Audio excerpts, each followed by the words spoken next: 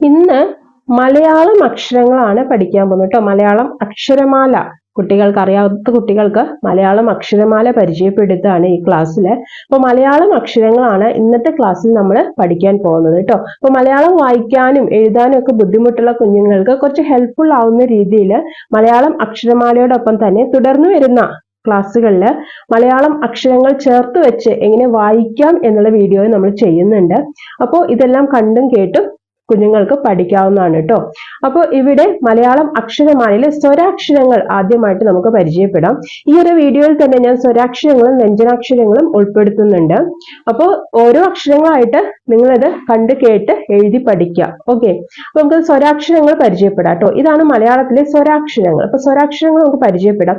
ഇത് ആ എന്ന അക്ഷരമാണ്. ആ അല്ലെ, ആ എങ്ങനെ എഴുതാ?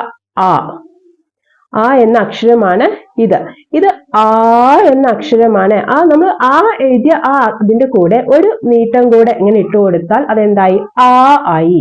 ഇപ്പൊ ഇത് ആ, ഇത് ആ, ഇത് ഇ. ഈ അക്ഷരം ഏതാണ്? ഇ. നമ്മൾ ഇങ്ങനെയാണ് കേട്ടോ എഴുതുന്നത്. ഇത് ഇ.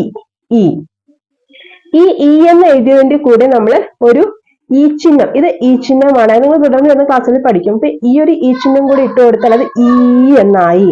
അപ്പോ ഈ അപ്പൊ ആ ഈ അടുത്തത് ഇത് ഉ. ഇത് ഏതാണ്? ഉ. ഇത് ഉ ആണ്. നമ്മൾ എഴുതുന്നത് ഇതാ ഇങ്ങനെയാണ് കേട്ടോ. ഉ. ഇത് ഊ. ഇത് ഊ. ഇത് ഇർ കേട്ടോ. ഇറാണ്. ഇനി അടുത്തത് എ. ഇതാണ് എ കേട്ടോ. എ എങ്ങനെ എഴുതാം? എ അല്ലെ. ഇത് എ. ഇത് എ. ഇത് ഐ. ഇത് ഓ. ഓ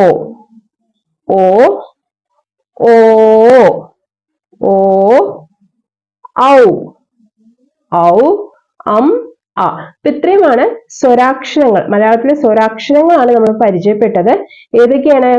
ആ അല്ലെ, ആ, ഇ, ഉ, ഋ, എ, ഐ, ഓ, ഔ, ആ. ഇതിങ്ങനെ കേട്ട് കേട്ട് ഇവിടെ കുഞ്ഞുങ്ങൾക്ക് പഠിക്കാവുന്നതാണ്. അടുത്ത മലയാളത്തിലെ വ്യഞ്ജനാക്ഷരങ്ങൾ പരിചയപ്പെടാം. അപ്പൊ മലയാളത്തിലെ വ്യഞ്ജനാക്ഷരങ്ങളാണ് നമ്മൾ പഠിക്കാൻ പോകുന്നത് കേട്ടോ. ഇത് ക. ഇതേതാണ് അക്ഷരം? ക. നമ്മൾ ഇങ്ങനെയാണ് ക എന്ന് എഴുതുന്നത് കേട്ടോ. ക. ഇത് ഖ. നമ്മൾ നഖം എന്നൊക്കെ പറയില്ലേ, ആ ഖയാണ് ഇത്. ഖ കേട്ടോ. ഇത് ഗ. ഗംഗ എന്നൊക്കെ പറയുന്ന ഗ. ഇത് ഘടികാരം അല്ലെങ്കിൽ മേഘം എന്നൊക്കെ പറയുന്ന ഘ. ഇത് ങ. അപ്പൊ ക, ഖ, ഗ, ഘ, ങ.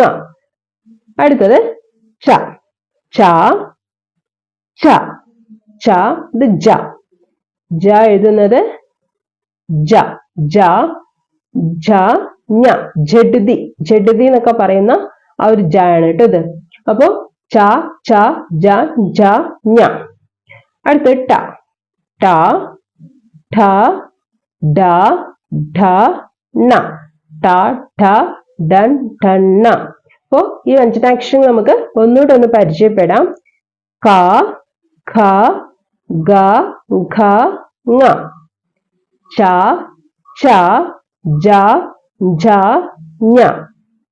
ട, ഠ, ഡ, ഢ, ണ.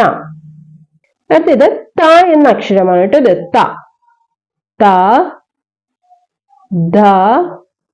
ദ, ധ, ന. ത, ഥ, ദൻ, ധ, ന. താത്ത, ദൻ, ധ, ന. ത, ഥ, ദ, ധ, ന. ഇത് പ. ഫ, ബ. ബലൂൺ എന്നൊക്കെ പറയുന്ന ബ. ഇത് ഭരണി എന്നൊക്കെ പറയുന്ന ഭ, മ. അടുത്ത അക്ഷരം യ, ര, ല, വ, ഷ. നമുക്കൊന്ന് ഒന്നുകൂടെ പറഞ്ഞു നോക്കാം. ത, ഥ, ദ, ധ, ന. പ, ഫ, ബ, ഭ, മ. യ, ര, ല, വ, ശ. ഈ അക്ഷരമാണ് ഷ. ഷ, ഷ. നമ്മൾ ആദ്യം പായ എഴുതുന്നു, അതിന്റെ കൂട്ടത്തില് ഇങ്ങനെ കൂടി എഴുതിയാൽ എന്ത്? ഷ. ഷ, സ, ഹ, ള, ര, റ. ഷ, സ, ഹ, ള, ര, റ. ഒന്നുകൂടെ പറഞ്ഞു നോക്കിയേ. ഷ, സ, ഹ, ള, ര, റ. അടുത്ത് നമുക്ക് കുറച്ച് ചില്ലക്ഷരങ്ങൾ കൂടി പഠിക്കാം കേട്ടോ. അപ്പോൾ ഈ മലയാളം അക്ഷരമാലയിൽ നമ്മൾ ഇതുവരെ പഠിച്ച സ്വരാക്ഷരങ്ങൾ പഠിച്ചു, വ്യഞ്ജനാക്ഷരങ്ങൾ പഠിച്ചു. കൂട്ടത്തിൽ നമുക്ക് കുറച്ച് ചില്ലക്ഷരങ്ങൾ കൂടി പഠിക്കാം. ഇതാണ് ഇർ കേട്ടോ. ഇർ, ഇർ. ഇത് ഇൻ, മാൻ എന്നൊക്കെ പറയില്ലേ. ഇപ്പൊ ഇൻ. ഇത് ഇൽ, ഇൽ. ഇത് ഇൾ, കവിൾ എന്നൊക്കെ പറയുന്ന ഇൾ. ഇത് ബൺ എന്നൊക്കെ പറയുന്ന ഇൻ. തൂൺ എന്നൊക്കെ പറയില്ലേ, ഇൻ. അപ്പോ ഇർ, ഇൻ, ഇൽ, ഇൾ, ഇൺ. ഇർ, ഇൻ, ഇൽ, ഇൾ, ഇൺ.